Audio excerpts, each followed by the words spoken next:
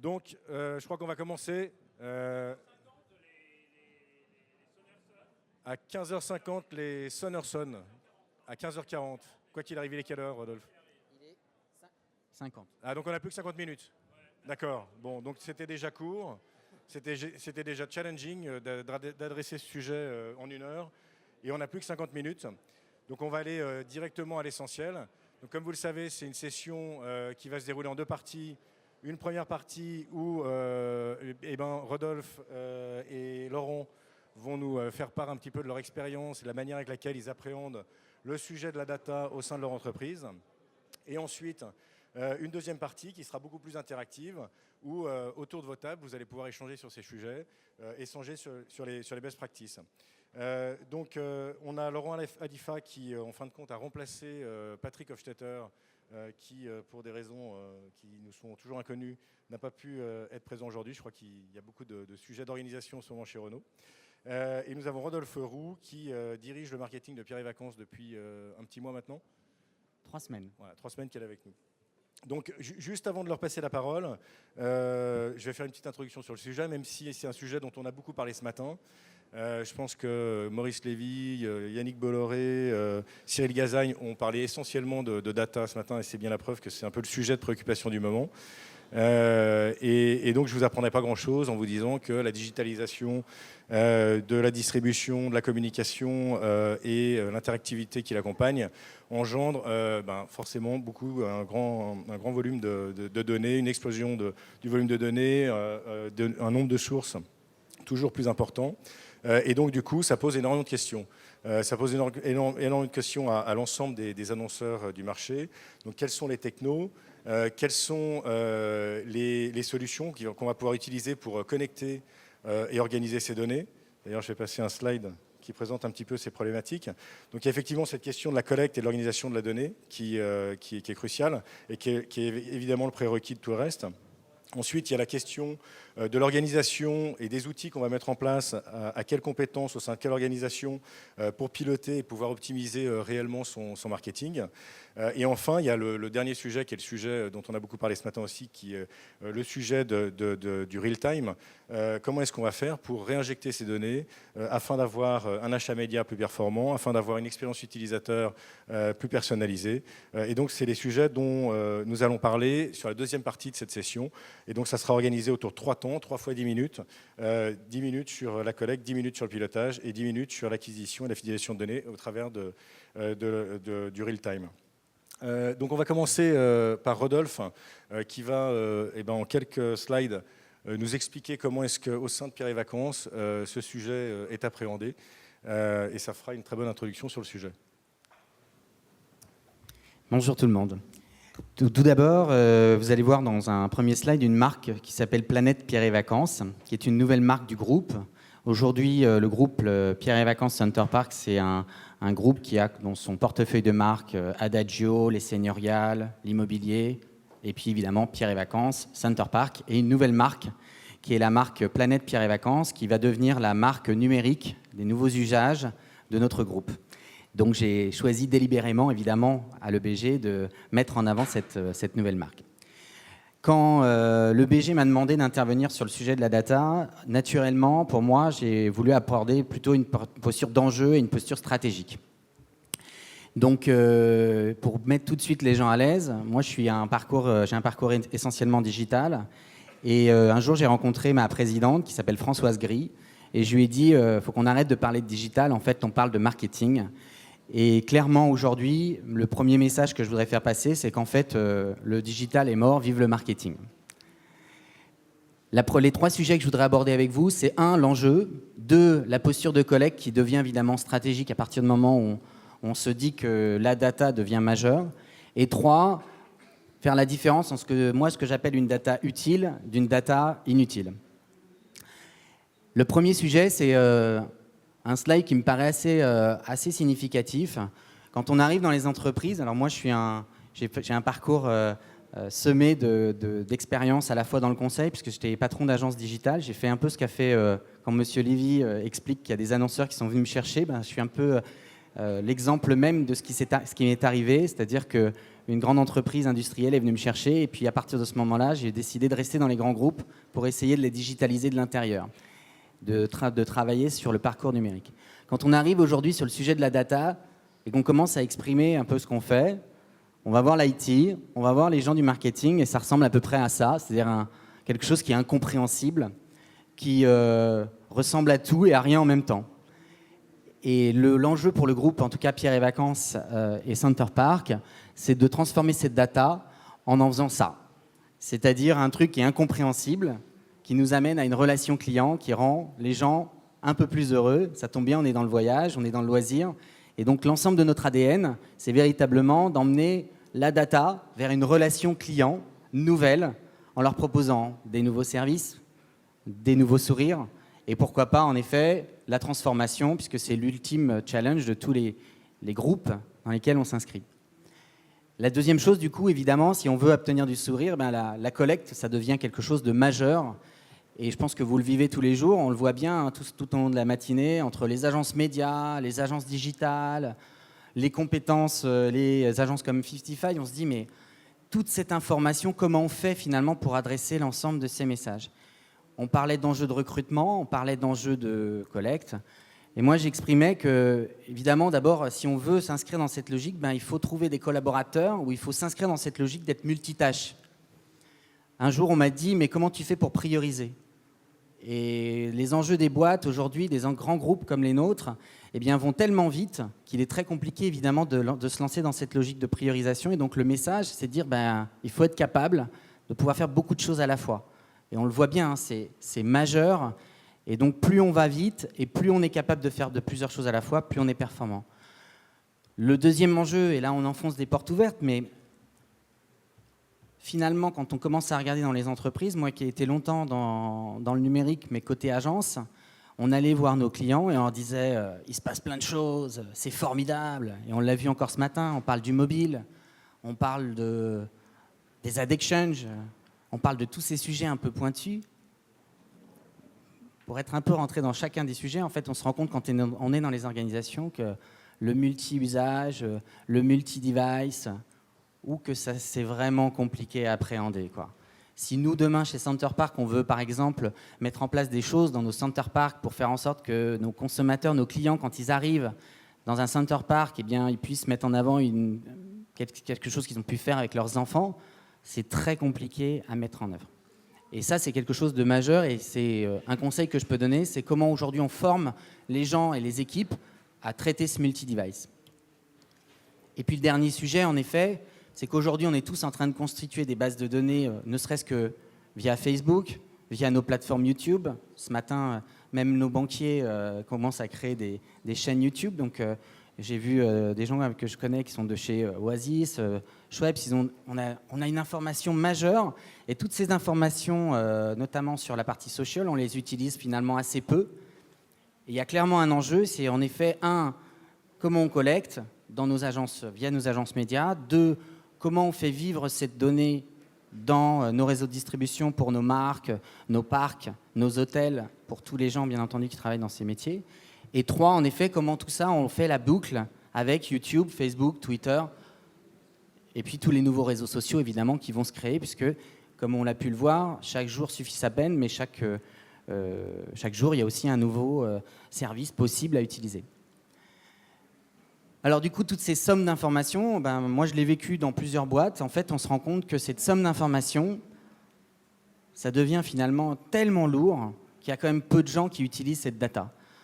Alors ce matin, un certain nombre de gens disaient oui, les gens de la data ont cette connaissance. Moi, je pense que je suis à l'inverse.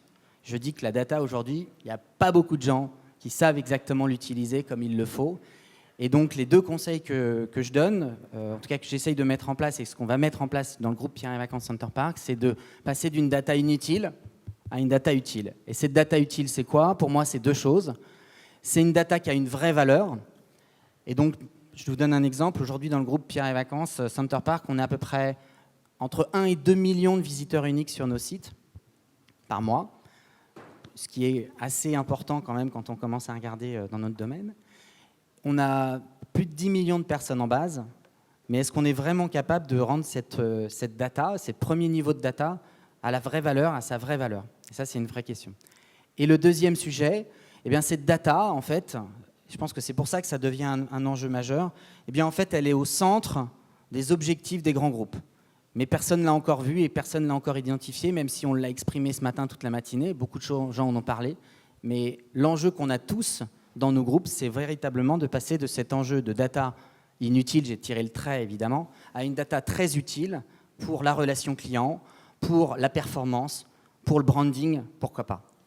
Voilà, c'était le petit message que je voulais donner, vous remercier, puis vous dire qu'il restait encore quelques appartements pour cet été de disponibles chez Pierre et Vacances, donc n'hésitez pas. Au moins, peut-être que j'ai... Il ne perd pas le nord, il ne perd pas le nord, tout à fait.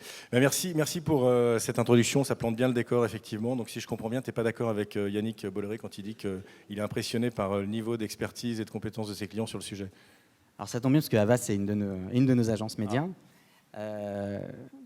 Là où je suis pas d'accord, c'est que je pense en effet qu'aujourd'hui, le traitement de la data, on en est au premier step, et que comme tout va très très très vite, en fait, on n'a pas le temps d'attendre cette utilisation. C'est-à-dire qu'on doit tout de suite, et limite, le temps que je prends ici, je devrais le prendre pour mettre en exergue ce que je suis en train de vous dire et peut-être un peu vous conseiller, c'est que tout va tellement vite que d'ici 1, 2, 3, 4, 5, 6 mois, avant la fin de l'année, il faudra être capable de faire quasiment tout ce qui nous a été exprimé ce matin.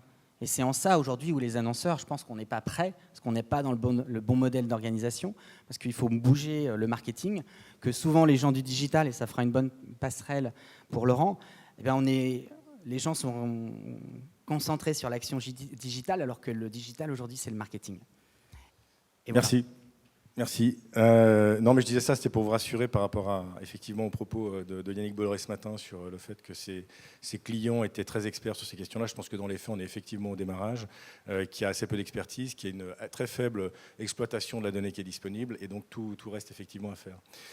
Merci. On va passer donc la parole maintenant à Laurent Alifa. Donc Laurent Alifa qui remplace au pied levé Patrick Hofstetter. Donc Laurent Alifa, ça tombe bien. Parce que Laurent Alifa, il va nous parler d'acquérir, fidéliser ses clients, de collecter, organiser ses données au travers de deux expériences assez concrètes. Et Laurent donc, dirige le pôle performance au sein de Renault, après avoir passé quelques années chez ses concurrents Volkswagen et Fiat. Voilà. Laurent, je te passe la parole. Bon, désolé pour ceux qui s'attendaient à voir Patrick Hofstetter. Effectivement, je le remplace et merci de votre accueil. Ça change un peu. Hein. Donc moi, j'ai rejoint Renault il y a 2 ans au moment de la création de la Digital Factory. L'entreprise avait réalisé à l'époque qu'il y avait un enjeu de porter le sujet du digital de façon transversale dans l'entreprise avec des pôles d'expertise. Et je confirme qu'on est en train de vivre une mutation et que le digital remplit sa mission et que chacun des métiers s'approprie le sujet. Et je pense que dans quelques temps, on dira aussi chez Renault que le digital, ce n'est que du marketing. En tout cas, c'est dans cet esprit-là qu'on avance. Il y a une autre évolution aussi chez Renault, c'est la préoccupation client qui est assez fondamentale et qui est, ça peut surprendre, assez nouvelle. Pourquoi ? Parce que Renault est une entreprise centenaire, plus que centenaire, qui fabrique des automobiles et dont la seule préoccupation jusqu'à il y a très peu de temps encore était le numéro de châssis. Donc maintenant, on passe du numéro de châssis non pas au numéro de client, mais à la richesse de la connaissance client.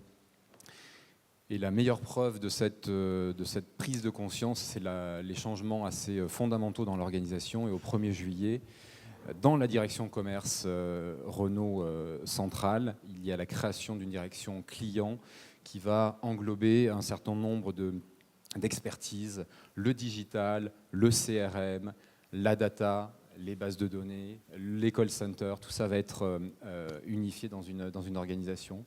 Et c'est pas de la fiction, c'est tout de suite, c'est au 1er juillet. Donc quand j'ai rejoint le groupe Renault et quand j'ai pris en charge le service performance digitale, ma hantise, c'était de faire du sujet performance et du sujet données un domaine d'expertise, un domaine de spécialiste. Et depuis, ma préoccupation au quotidien était de faire en sorte que ce soit un sujet que chacun puisse s'approprier, qui est une démocratisation de l'usage de la donnée, tant au niveau des métiers en centrale, ici à Paris, mais également dans l'ensemble de nos filiales. On est présent dans 90 pays à travers 70 à peu près filiales, et ensuite il y a des importateurs.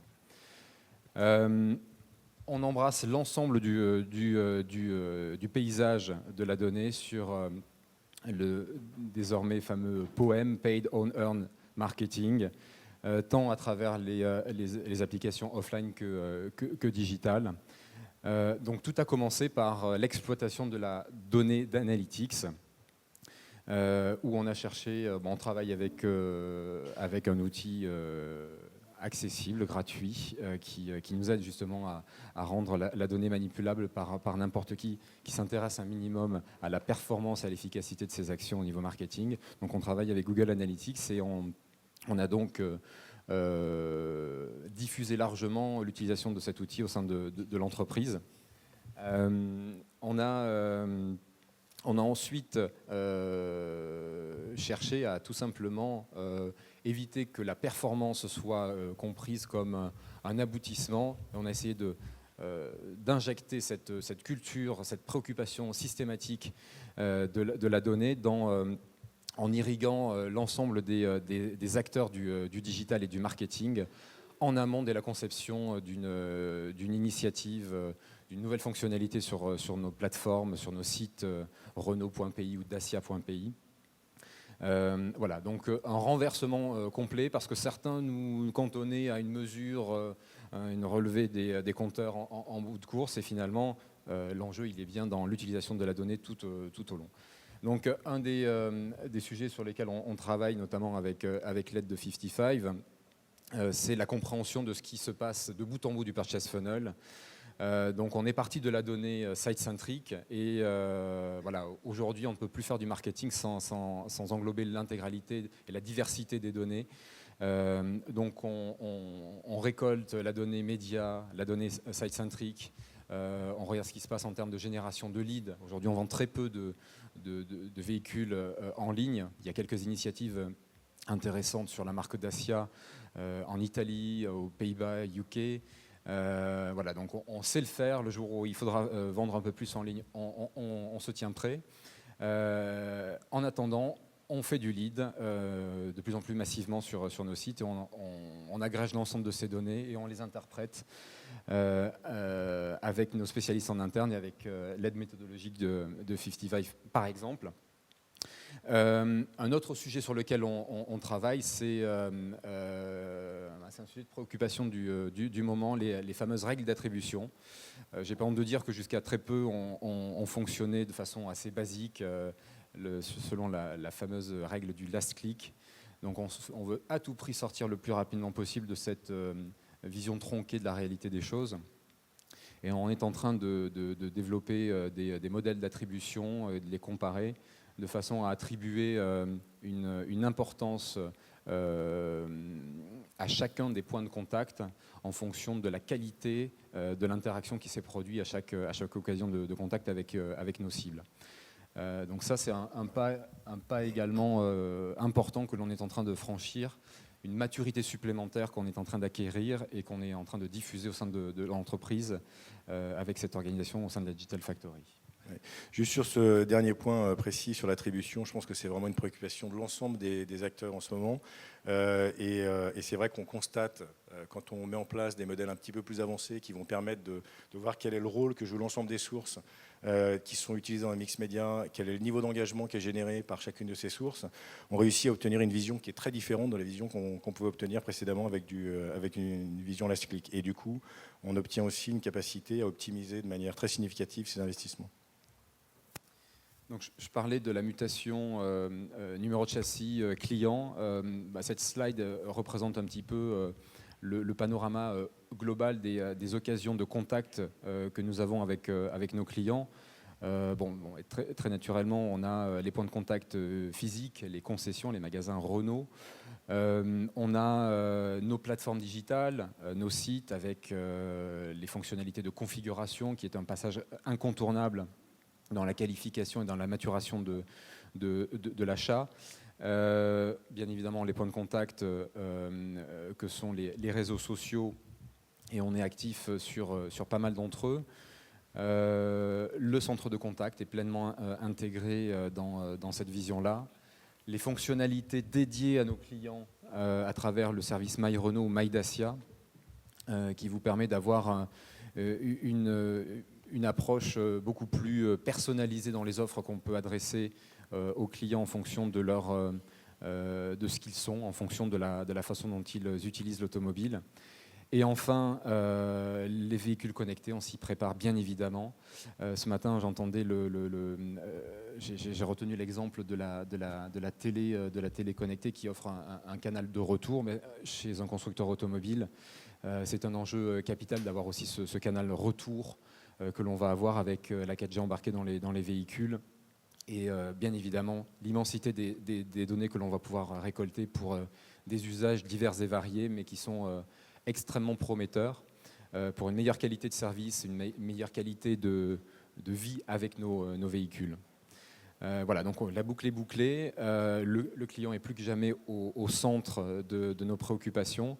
Et l'organisation qui évolue chez Renault en témoigne et a pour ambition de porter ça avec rapidité, parce qu'il s'agit effectivement d'être très rapide dans l'appréhension de ces mutations. Et nous aussi, on compte en mois et non pas en années dans les changements que l'on doit opérer. Le dernier exemple que je vais donner, c'est peut-être sur les DMP. On rentre à marche forcée dans la constitution de notre propre DMP. On tient à avoir la propriété de nos données.